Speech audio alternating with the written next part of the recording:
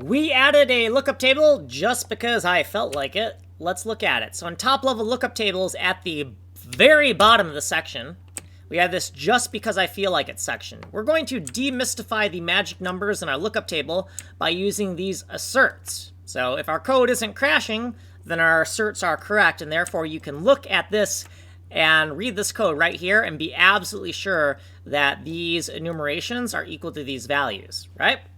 And if these asserts fail, here's our error message. And then down here is our lookup table that converts H27 to CK3. CK3 standing for C49 kind, of which there are 3. You notice that this is kind of arranged in a 3x3 grid.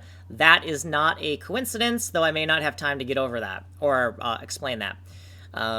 So if we got to make sure that there's actually 27 elements in this lookup table here, and then we're going to cross-check this lookup table against this uber lookup table that's kind of unwieldy.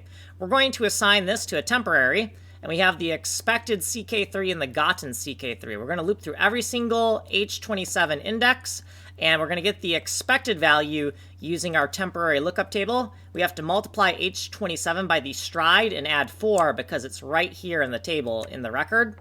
And then for the gotten value, it's a little bit easier. Just H27 goes in, multiply by a stride of 1, and then offset by 0 to convert the H27 to a CK3.